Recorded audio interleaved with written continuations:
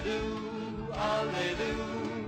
Everybody sing Alleluia, for the Lord has risen, it is true. Everybody sing Alleluia. 30 years he walked the land. Alleluia, Alleluia. To all in need he lent his hand. Alleluia, Alleluia, Alleluia. Everybody sing Hello, Alleluia. welcome to this playlist, which is devoted to an analysis and better understanding of the Second Vatican Council.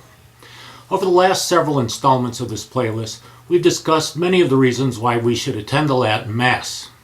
But what if there's no Latin Mass in your area? Well, trying to get a Latin Mass established in your area and then promoting that Mass once it's there, that would be a very, very good noble apostolate that could be of the greatest benefit for your entire area. This video will provide some suggestions as to how to go about it.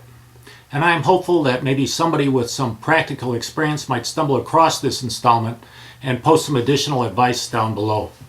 Step 1. If you have a relationship with a conservative Catholic priest, ask him out to dinner. And over dinner, ask him whether he'd consider bringing the Latin Mass to his parish. Though it'd be great if you do that just for the noble reason, you might want to give him some fuel for more pragmatic reasons too. You might mention to him that there are no Latin Masses in his area. And if he establishes a Latin Mass, it'll be the only one. And all the traditional Catholics in the area will be coming to his parish. And they will be making donations to his parish, and that means he'll be receiving a brand new revenue stream. Step 2. If step 1 didn't work out, it's going to take a lot more work, and you're going to need help. But there's strength in numbers, so that's a good thing. So here are some things that you might do. A. Even if it's only you at this point, create a name for the group that you're going to be starting. Something that sounds official, maybe something like the Latin Mass Committee for such and such diocese. B. Get a new email address that you're going to be using for this project, and I suggest that you not use your personal email address. In fact, in these first stages, you could do this pretty much anonymously. C. Set up a Facebook page for your new organization.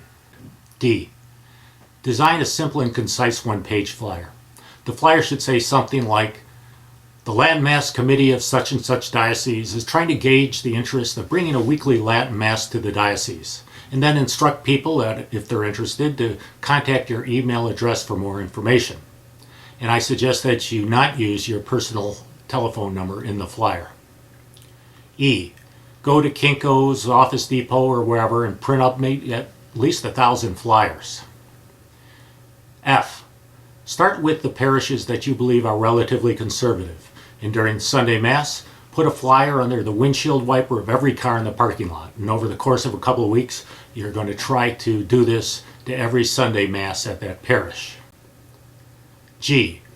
So repeat this process at nearby parishes. H. Hopefully by this time you've had people email you with interest. And at this point you should really get together with these people and have dinner or a beer.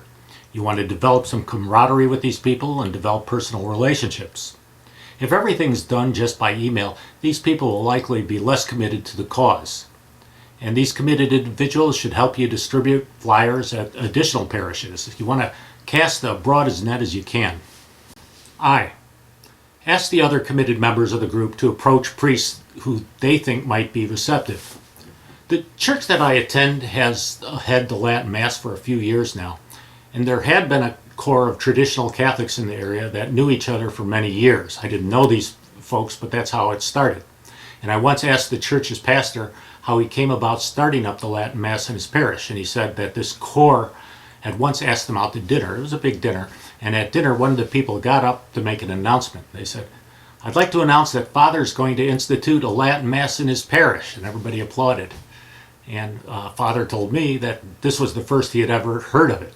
And he was first taken aback, but he sat there, started mulling it over, and he decided, well, why not? So that's how this one started. Step 3.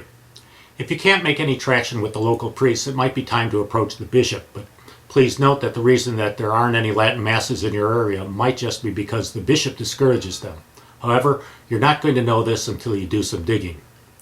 So Send the bishop a respectful letter requesting a Latin Mass in the area, and then also in your letter request a meeting with him. And the letter should be signed by every member of your group.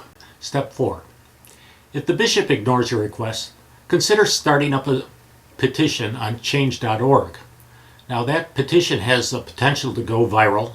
Everyone you know, your relatives, can put it on their Facebook page. And that pressure of the numbers might make the bishop reconsider. And if you do that, please let me know and I'll publicize it here on this YouTube channel. The advantage of a petition on change.org is that people from any area or country can sign it, and that's going to help you boost the signatures on your petition. Everyone in your group should be encouraged to leverage social media to attract support for that cause. Step 5. And if you aren't successful at this point, it's time to reach out to other organizations such as the Priestly Fraternity of St. Peter, the Society of St. Pius X, or the Society of St. Pius V.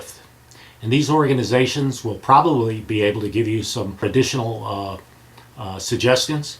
And if you've recruited enough people to your core group, these organizations, which I just mentioned, might be willing to set up a mission in your area. And that means they might be willing to fly or drive out a priest, maybe for once or twice per month for a Mass, and it'd probably be set at a hotel.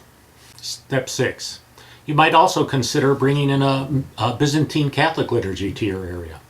This effort would be greatly strengthened if in your area you have a sizable ethnic population whose ethnicity corresponds to one of the Byzantine rites. And if so, you'll need to seek out these people through their secular clubs or other organizations. Byzantine churches also have missions, just like we discussed, and you might want to contact the bishop of the appropriate diocese or eparchy in order to accomplish this. Step 7, finally, be persistent. Pray for this. Ask everyone in your group to pray for it. Ask your family to pray for it.